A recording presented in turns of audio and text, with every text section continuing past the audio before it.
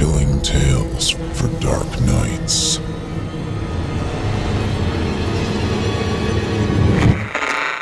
Want to make sure you never miss a Chilling Tales for Dark Nights video again? Be sure to subscribe and hit that bell to turn on notifications.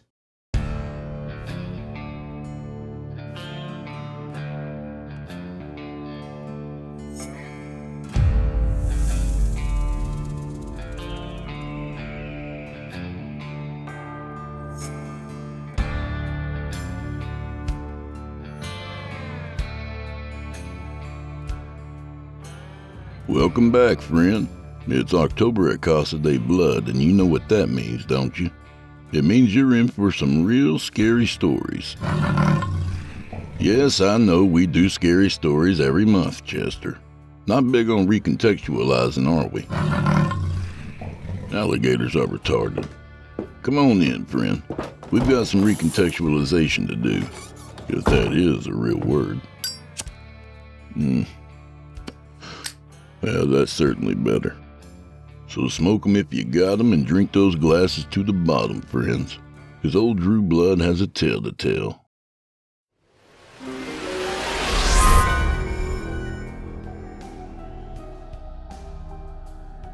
This episode of Drew Blood's Dark Tales is brought to you by Mr. Ballin.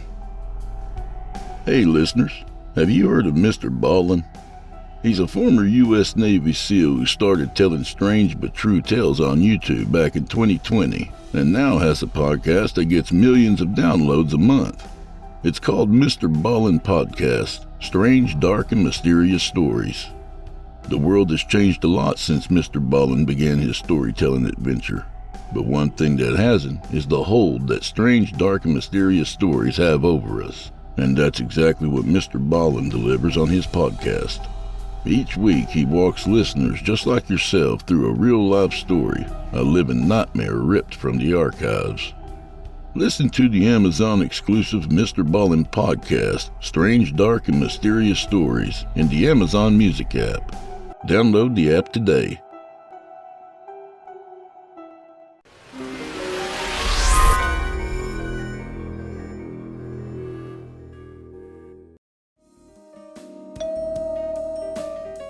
Oh, hey, I didn't see you there. You know, Drew Blood's Dark Tales is only one of the many shows on this network you could be listening to. We hope you'll subscribe to our entire lineup, including Chilling Tales for Dark Nights, Scary Stories Told in the Dark, Fear from the Heartland, and Horror Hill. All available on YouTube or your favorite podcast platform. Also, visit simplyscarypodcast.com to become a patron. For as little as $5 a month, you get our entire catalog ad-free and available to download or stream. A bargain. And now, back to the show. Tonight continues our very sporadic Stars of Season 1 initiative. You might remember this author from Season 1, Episode 21, Like a Moth. Those in the Reddit community may know him as Ill Tidings, but as you know, Drew Blood isn't one for pseudonyms. So without further delay, we welcome back author Erick Johnson, and this one's called Dead Channels.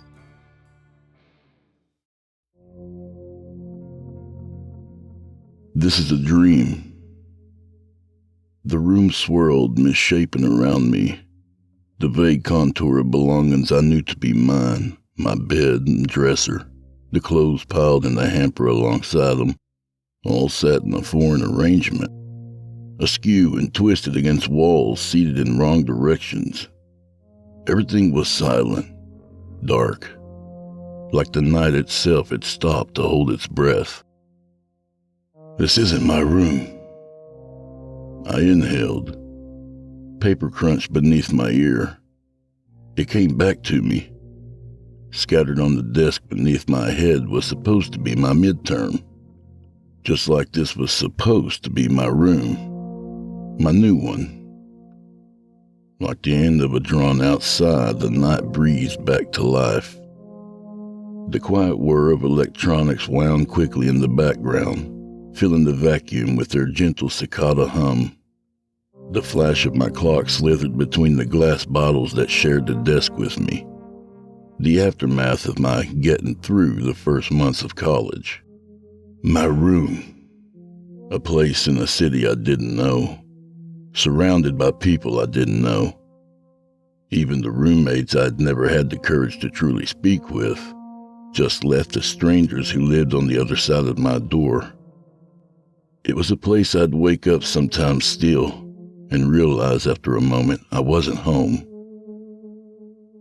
I left my head down, letting it swim as the light flashed in and out.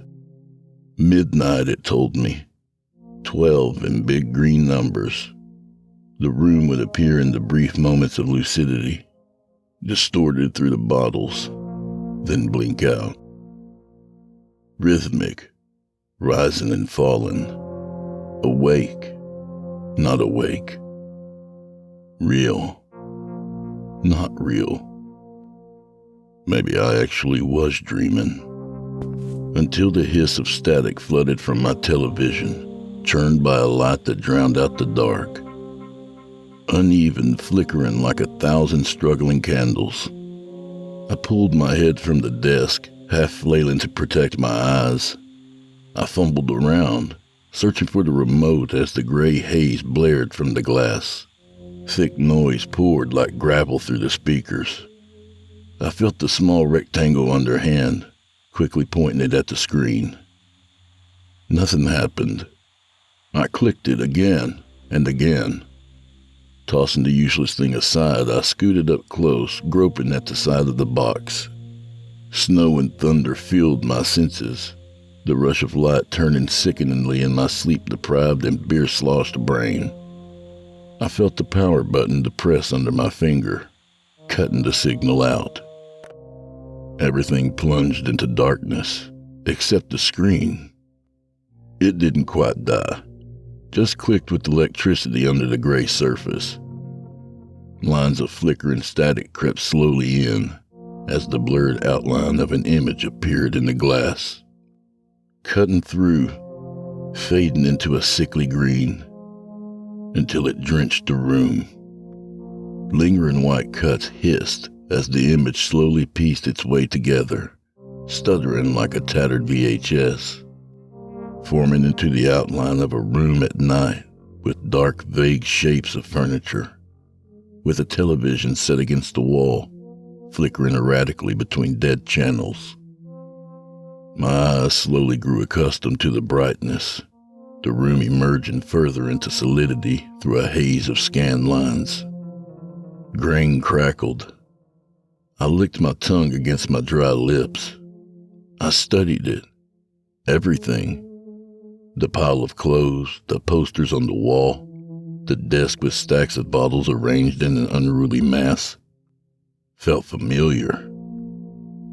A chill crept through me as I looked at the desk. The bottles, the TV, everything placed on the screen just as they were next to me. Everything the same, down to the dark mass that slumped in the very chair I sat in. The silhouette of a man slunk low, his head turned toward the television, motionless and obscured by the screen that burst and crackled with light. I turned instinctively in my chair, half expectant to find someone standing on the other side of my room. Only my bed and the wall stared back, as empty as they had always been. I turned back to the man on the screen, his features hidden in a drape of shadow. I thought he might be dead the way he sat, near catatonic, and with his head fixated on the screen, sitting and staring. Only the gentle rise and fall of his shoulders betrayed a sign of life. What the hell was this? Hidden camera flashed across my mind. I'd read about that on a forum. Stories about two-way mirrors in sleazy hotels and pervy landlords with holes drilled in bathroom walls, recording illicit videos used for blackmail or sold on the internet. The idea of a camera placed in my room before I moved in had crossed my mind, along with 1,000 other horrible scenarios. I found the place in an online ad. Roommate wanted, cheap, college adjacent. I couldn't afford student housing, so cheap was good. And unfortunately, cheap can also mean sketchy. But this was it. My big, brave first steps into the real world. First time on my own in a new city. All my worrying about secret cameras, of kidnapping and serial killers. It was just paranoia, I'd convinced myself. I was quickly having second thoughts. That wasn't all that was twisted into a pit in my stomach. It lingered in the room like an unseen presence. That I was watching all of this unfold in front of me as it was happening. That this was real. There was a man there, in my room, sitting in the very chair I felt against my back. Like I could reach through the screen and touch him. I flipped the VHS deck open on the bottom of the TV. Empty. I could scratch recording off the list. Movement on the screen caught my attention.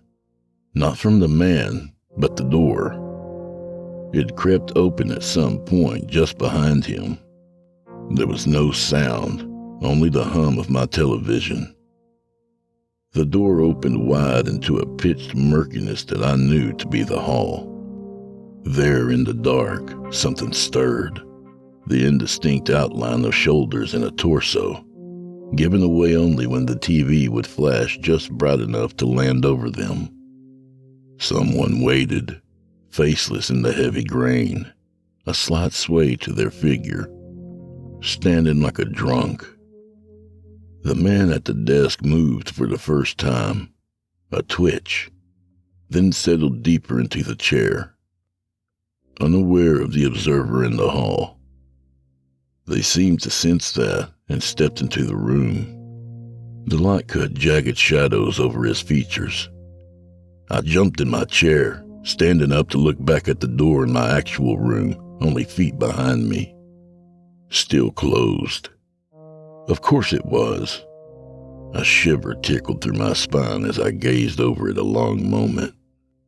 Like I couldn't trust leaving it alone.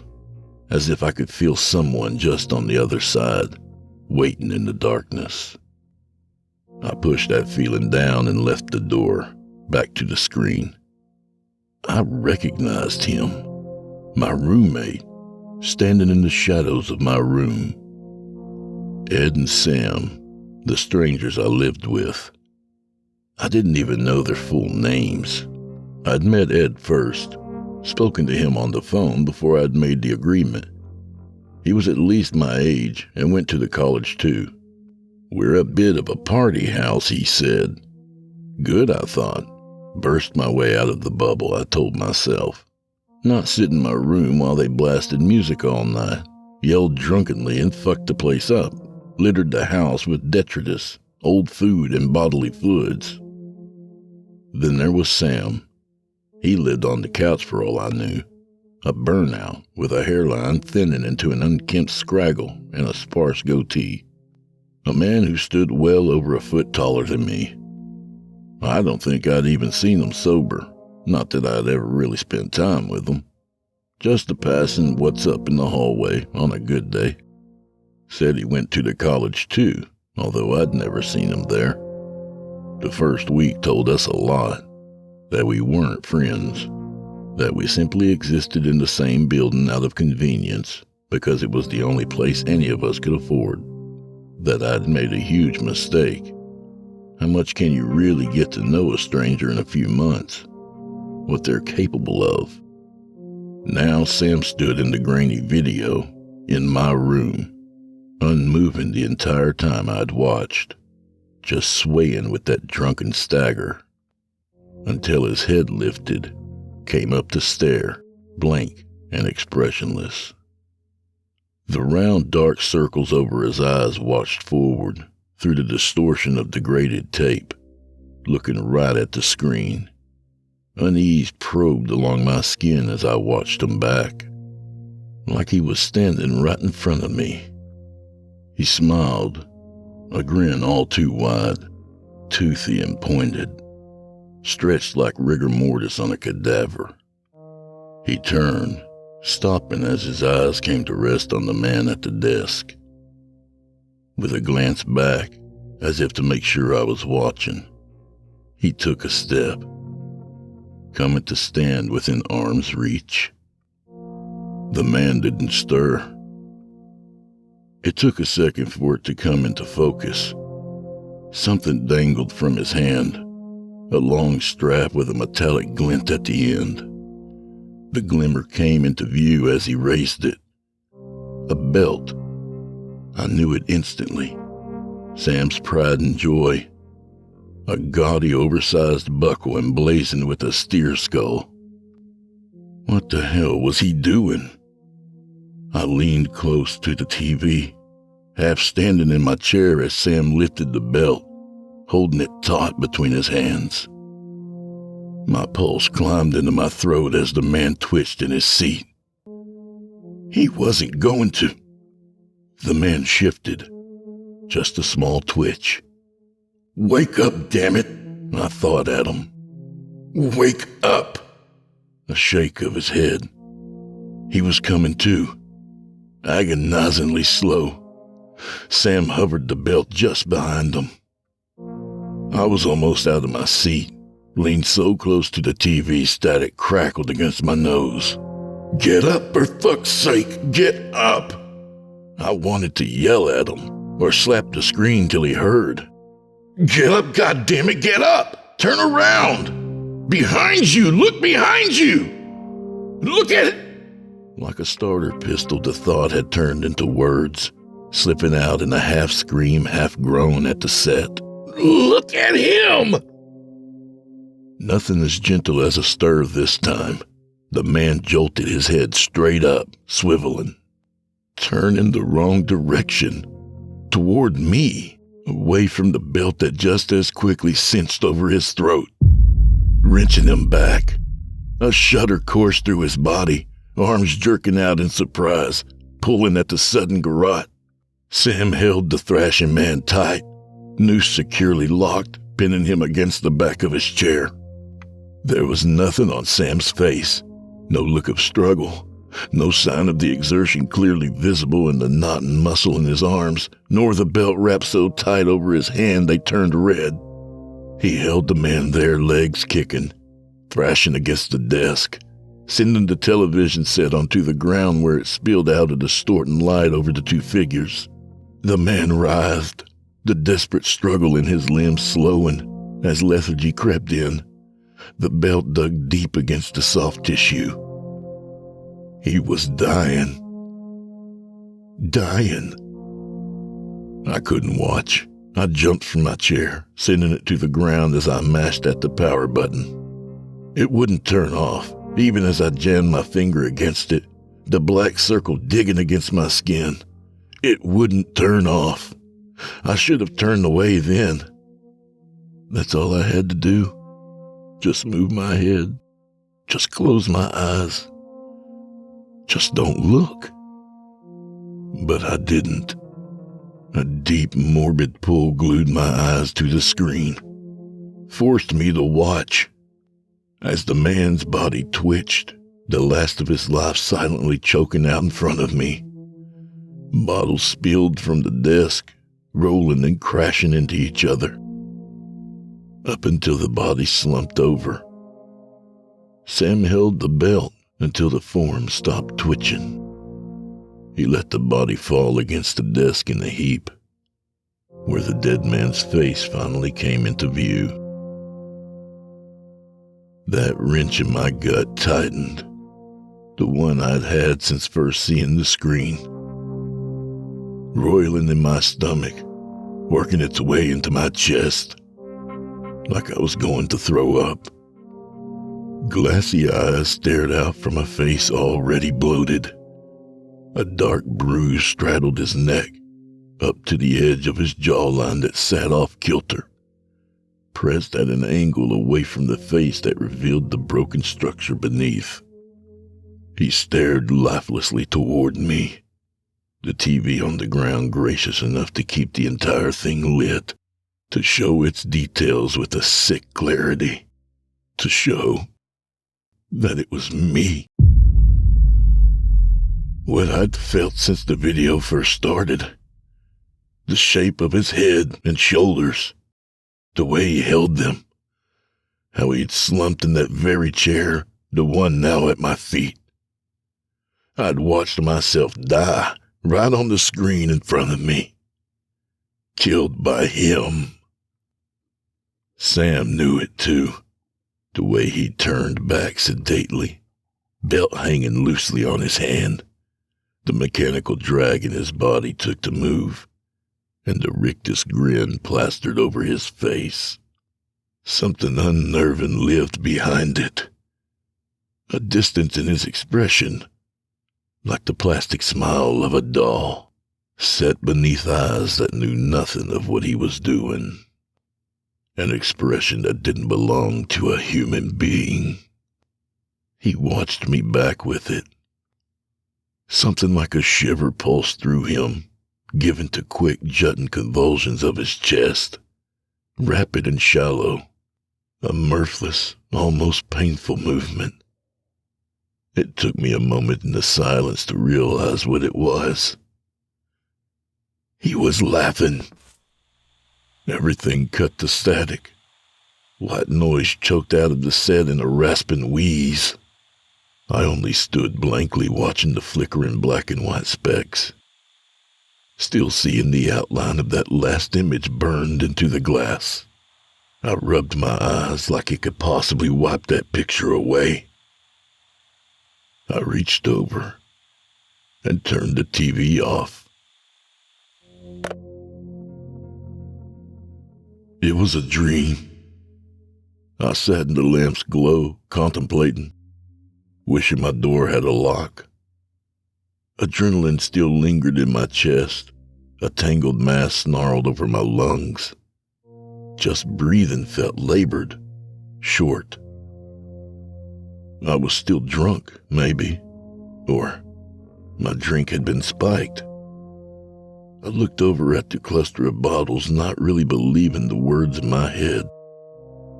It had to be a dream. The TV sat silent, its screen empty. It couldn't be real, none of it. The whole scene had the tinge of imagination. I could almost believe it had been a dream. Despite the taste of iron on my tongue and the throbbing in my head, I looked at the door. A dream. Everything was fine. I listened to the night outside my window, full of crickets and traffic in the city, as it always was. I wish that damn door would lock. My clock flashed 12. Anxiety crawled over me each time the damn thing blinked. The air was always stagnant in that room, hot and suffocating. Even with the window open, not even a breeze dared to cross inside.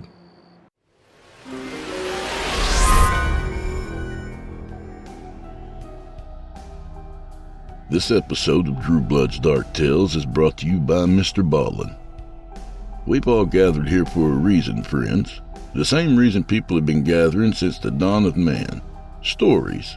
We can't get enough of them, imaginary or otherwise. I'll take care of your imaginary tales, but when you're ready to hear some real-life horror, check out the Mr. Ballin podcast, Strange, Dark, and Mysterious Stories.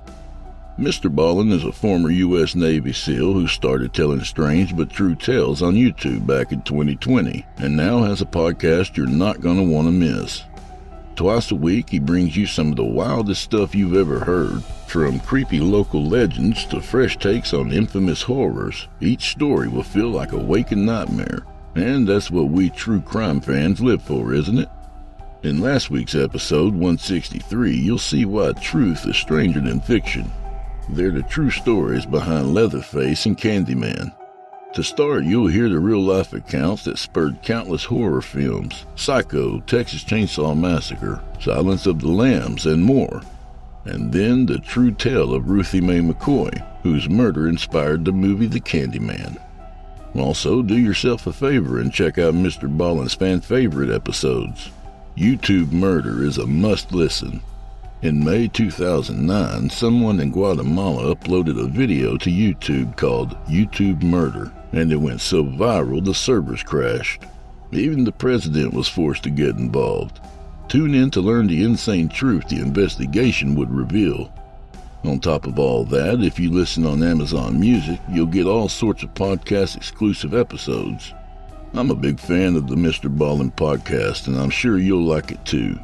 We're all here for the horror, friends, and something about true stories adds a whole new element to it. So give Mr. Ballin a listen. You'll be glad you did. Listen to the Amazon-exclusive Mr. Ballin podcast, Strange, Dark, and Mysterious Stories, in the Amazon Music app. Download the app today. Thanks for your support and for supporting our valuable sponsors.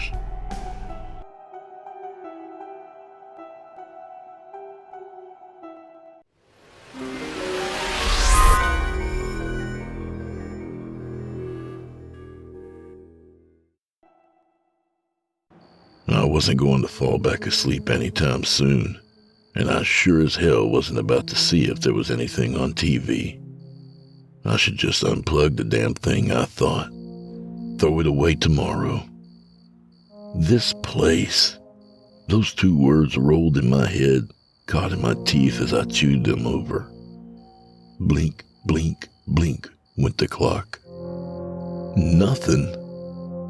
That's what was tying me there, to that apartment. The musty, dank, cramped hole I'd walled myself into. Nothing at all. Other than money, the constant mental drain of school, all the useless shit that I bought just to feel better, that I kept in that miserable little room that I didn't even like. I slammed my fist on the desk, scattering the papers onto the ground. I wasn't even on the lease. I could just walk out that door, never come back. There was nothing stopping me. Just walk out and forget about everything. Walk until I'd found myself somewhere new. Then what? Curl up and die, probably. But I'd be free of this place. I looked down at my hand, clenched into a fist on the desk. It was shaking, coaxed on by something that lived deeper than the anger boiling through my veins. Fear. As hard as it was to admit even to myself, I was scared. Too much of a coward to stand up for myself, to look Sam in the eye, to just get up and go. Out of the nest, and truly, deeply afraid for the first time. Ever since I'd stepped into that apartment. That first week, after finding out what kind of house this was, I bought it. Slept with it leaning against the bedpost by my head. A baseball bat. 3 feet of dense maple formed into a crude club. I'd felt so stupid even buying it. In what idiotic fantasy did I see myself springing out of bed and wielding it against some intruder? The truth was, I'd never even swung the damn thing. The reality of barreling this thing into another human being hung too heavy at the far end. The idea always seemed easier when you see it in movies and books. But there was a realness to feeling it, holding it out from my arms. It felt heavy in my hands even then. I knew I'd never have the guts to use it. The bat soon found its way underneath the bed, to be forgotten, out of sight, out of mind, buried alongside the embarrassment that filled me every time I'd see it. Looking over my shoulder, I could almost see the handle peeking out. I waited there, playing with my thoughts for an indeterminate series of moments, fretting, swaying in my seat, thinking, half standing, worrying, sitting back down, until there was no choice left. I finally forced myself to do it. I got up, as quietly as I could, and walked to the door, cracked it open just enough to peek out, to ease my mind. I looked down the hallway toward the trickle of light coming from the living room. With small, measured steps, I entered the vacuous dark of the hallway, my hand lingering on the safety of the door handle and the lit room at my back. I had to force myself to let it go and walk out. Sporadic, flashing bursts of light drifted from around the corner, splashing color against the wall, like a TV set flickering through a series of channels. The edge of the living room began to peek into focus. The exaggerated shadows of empty pizza boxes, beer cans, and a bong flickered and danced over the carpet. The table came into view, along with the back of the couch. Already the musty smell of body odor and weed swirled in the air, mixing with the stench of puke coming from the bathroom. Home sweet home. Over the scene, the television flipped through a rapid series of disjointed images, marred with the pulse of static lines. Scanning through the channels, the signal choked in and out as it came through. I shielded my eyes to see the back of the couch against the light of the TV. A foot slumped over the end. I leaned forward, the floor groaning beneath my weight. My heart skidded in my chest, and for a split second, I regretted not bringing the bat with. The foot didn't move, not even a twitch. Careful of where I placed my foot, I leaned further until Sam came into view, sleeping. Ed slept just on the other side, crumpled on the sofa chair. I almost snorted with relief, the sound coming out louder than I anticipated. Sam's eyes fluttered for a second, slowly coming to, open to look at me, a glassy look of confusion in them. We shared a look.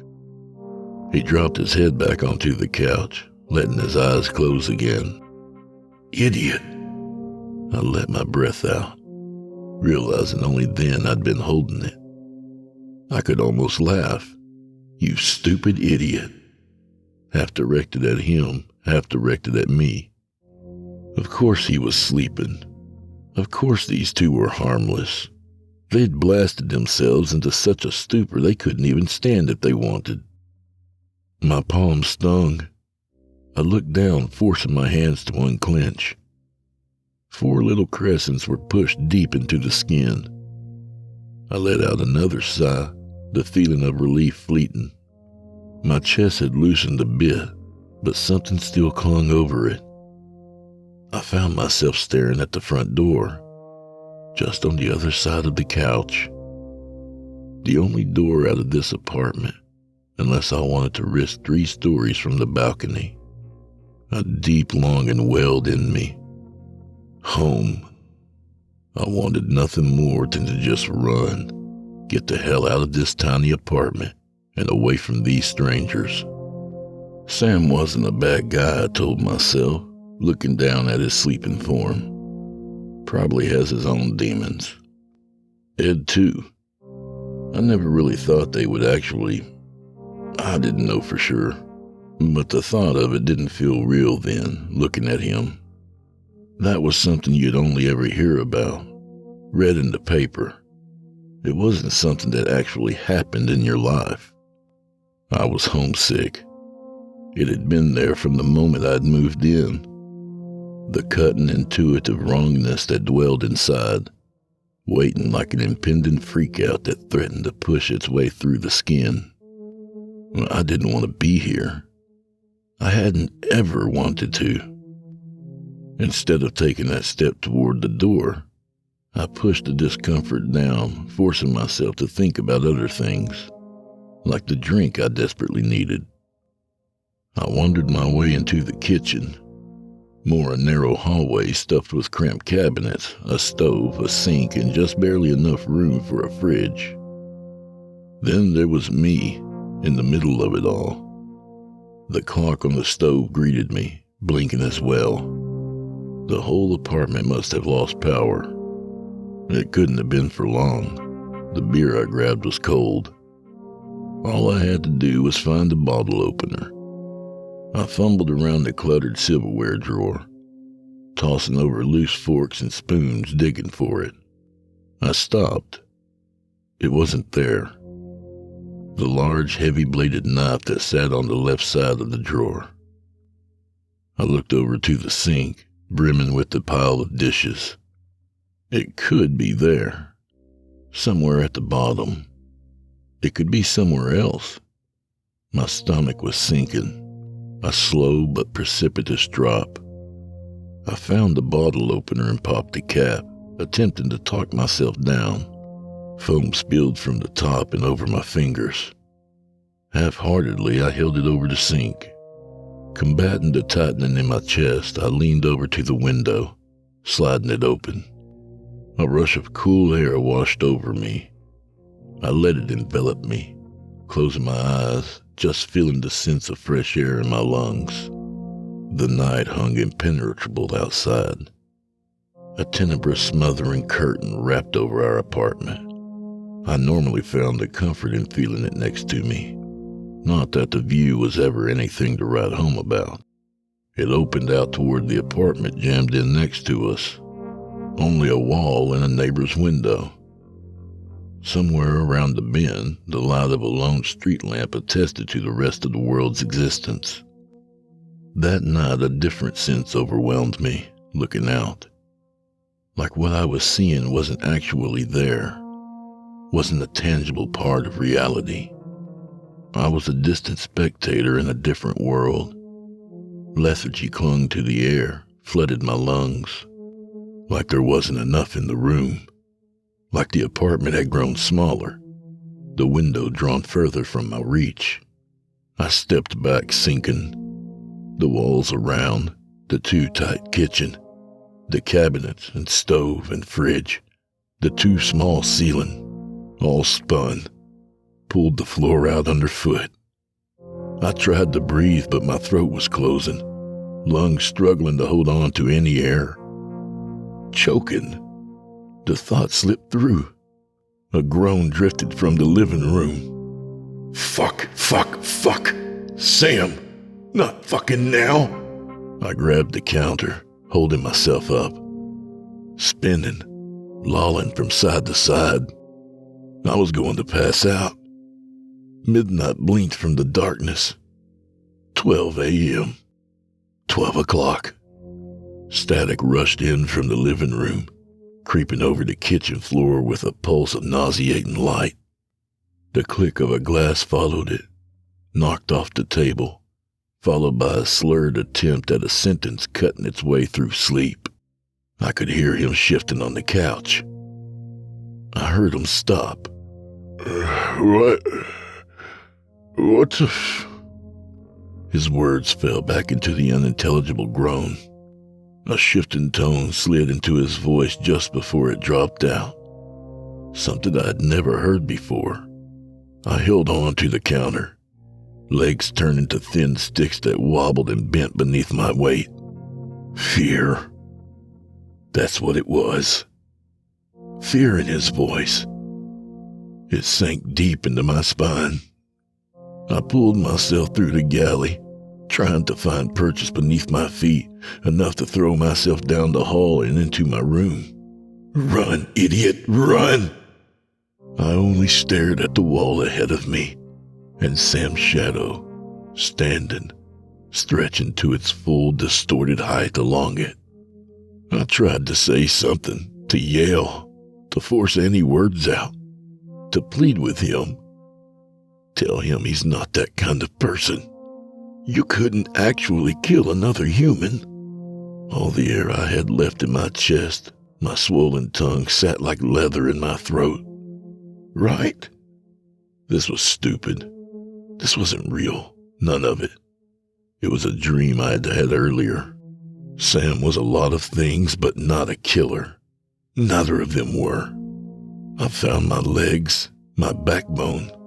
I kept my head down and walked to my room. More of a skitter, past the flash of the television and the figure standing before it.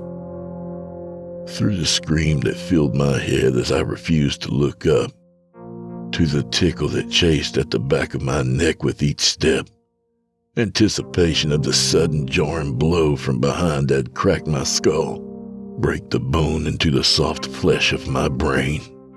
But how much can you really get to know a stranger in a few short months? I turned the doorknob, slipping into the safety of the room that was not mine. I stood for a long moment, leaned against the door, until my left hand grew numb. I looked at the beer still clenched in my grip, beads of dew dripping from its surface and running over my fingers. A vision of the man standing in the hall, sluggishly lumbering through the dark, flashed as I closed my eyes. I lifted the beer to my parched mouth, wincing at its bitterness. I paced, drank, paced more, pulled the empty bottle to my lips, all while it sat there, observed me, the reflection of my room, my figure in it, pacing to and fro, only stopping occasionally to stare into its depths. Only the high-pitched hum of its capacitors responded. Just a collection of plastic, glass, and circuits, I told myself. That's all. The clock blinked. Midnight. Like only a second had passed. Everything I'd seen would sear against the TV surface, clinging like static. The man slumped against the desk, vacant eyes and that smile over a bloated purple face. I wandered to my window, looking outside at the night, the parking lot below, the road behind it. Not a soul was out. The steady roar of the highway, dead quiet, like the world had disappeared. That goddamn TV. I'd given up on pretending. I turned toward it, scanning over every inch of the black mirror, expectancy bubbling under my skin, like there was something on the other side of it, that it was giddy to flick back on and show me more. My arm twitched with the thought of smashing the bottle right through the screen. This was far past homesickness. I had to get the hell out, to prove the world was still out there, that there was something beyond those walls. This fucking apartment. I gave in, slid up to the TV, crawled along the side again, pressed the button. It was a dream. I was going to turn it on, prove that to myself. Then I was going to walk out of that building. I was going home. The button depressed, clicking as a whine squealed through the circuits, brightening the screen as it came to life. A rush of air pumped through me. A brief flicker sparked, punctuated by the rapid sweep of channels.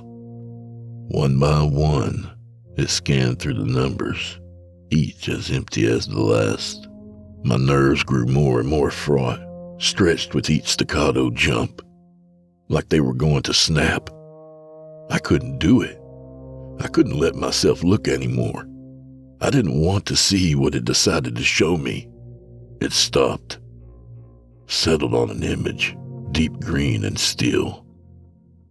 I only saw it for a second, just a flash of a few frames before I dropped the bottle, threw myself away from it.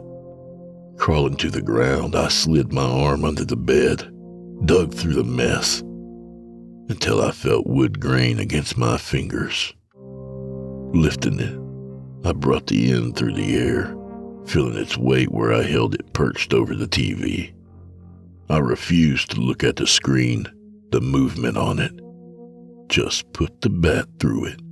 End it. My forearms tensed, violence pulsing through them, rooted into my legs. A force pulled at the bat to swing, beckoned it to smash everything. I could feel my hands tightening, gripping the handle, opening and closing, rhythmically. The bat shook in my grip. It was so heavy. I let it feebly slide down to my side, the flush of self-pity and shame a cocktail in my chest. Something did snap then, resolute and solidified in the core of my being. I left the image, playing whatever the hell it was going to play, and slid into the hall. No matter what happened, I was going to walk through that front door. I slowed, only a step into the hallway. That image, The brief second I had just seen on the TV was playing out in front of me. This moment, this very scene mirrored on the television just seconds before. The hallway, the glow, uneven and nauseating, trickling in from the living room, flickering like tongues of flame before falling back into darkness, all with the familiarity of a recurring dream. I held the bat low but firm, already feeling blisters along my palms. Whatever it had to show me, I didn't care. I forced another step, the faint crackle of static growing louder, mixed with the hammering of my heart in my ears. I strained my eyes, pushing forward. Shadows danced across the static, like the movement of a body at the end of the hallway, perched in ambush right around the corner. The television grew brighter, blinding, watching. Sweat trickled over my brow, chest thudded as the static grew stronger, louder, pulsed in time with my breathing. The bat lifted those last few feet mechanically, the faint shuffle of footsteps. The door was right there, right around the corner. All I had to do was take the turn. A few more steps. Run. Adrenaline rushed through my legs, pushed from behind. Home. That feeling again as it came into view. Like I wasn't there. Turning the corner, my entire being pulled forward, sprinting, right into the figure that stood in front of me. His full frame twisted at me, ripped away from the screen. A scream contorting across his face, a glint in his hand. I was a distant spectator in another world. The wood cracked with a sickening thump, a low, dull thud, like a melon smashed against concrete. It's not real. Concussion reverberated through my forearms, stinging the adrenaline-soaked fiber. A splattering of crimson slicked along the wood and across the wall as he crumpled from the impact. A dream. Silence followed. A great hush settled over the very air, perfectly still and preserved. Cold. My arms burnt, flecked with warm blood.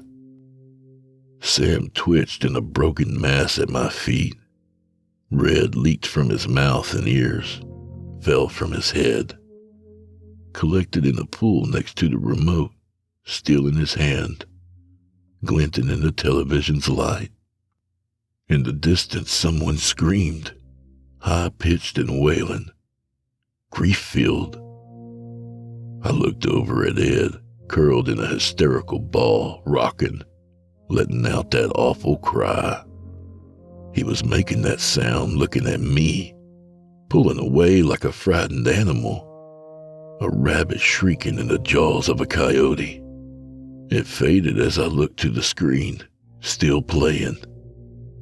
The last thing Sam had seen. On repeat, cutting back, looping a moment in the hazy light.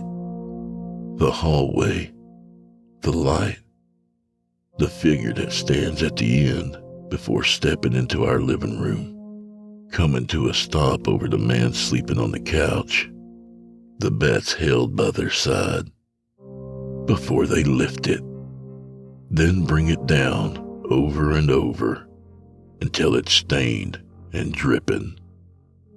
That's when they turn to look at me, to laugh.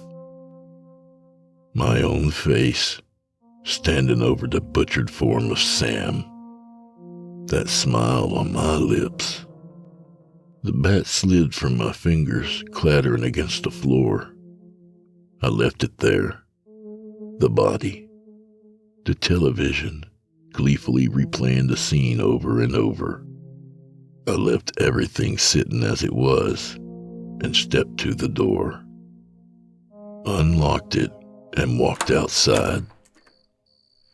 The warmth of blood and sweat fresh against my numbing body, my breath caught in the chill night air.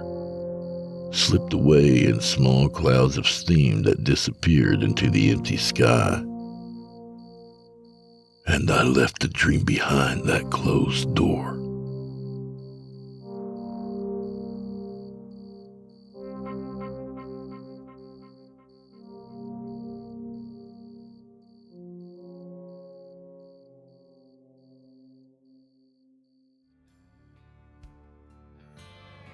And that was Dead Channels by Erick Johnson. A good reminder to get references for your potential roommates. A little about the author.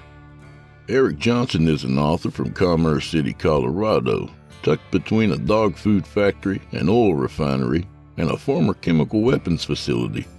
With influences like Algernon Blackwood, H.P. Lovecraft, and Edgar Allan Poe, he strives to bring that old ethos into the modern era, letting it live in the world of the internet, urban legends, and the eschewed fears of his childhood. When he isn't writing, you can find him writing music, walking his dog, drinking coffee, thinking too much, fretting, drinking more coffee, and being spotted at the edge of the woods. Thanks, Erick. And do me a favor, would you? Subscribe to this podcast wherever you do your listening and leave me a 5-star review and a kind word, even if you're listening on YouTube. I need soldiers on all fronts to win this battle, and I appreciate it. To hear a premium ad-free edition of tonight's and all our other episodes, visit simplyscarypodcast.com today and click the Patrons link in the menu at the top of the screen. You'll find yourself at chillingtalesdarknights.com, where you can become a patron for as little as $5 per month and get access to our entire audio archive, all ad-free and available to download or stream. Thank you for your time and for supporting our sponsors. When you support our sponsors, you support this show.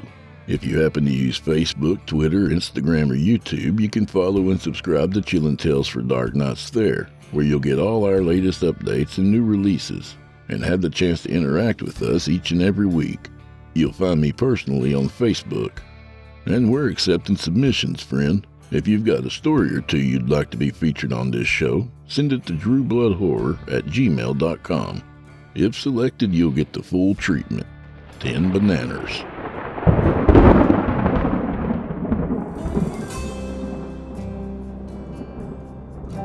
Well, I'm afraid this is where we part ways, at least till next week. So grab a drink for the road, friend, and shake a leg, will you? A big thanks and welcome to all my new patrons this week. I'll shout everyone out next week at the end of the episode. If you want to become a patron, go to patreon.com/DrewBlood. You'll get some fun extras. We're having a good time over there. And Chester behaves himself quite well, so don't worry about getting no alligator bit or anything. And may the wind be at your back, and may the road rise up to meet you. And until next week, sweet dreams, and go fuck yourself. Good night, y'all.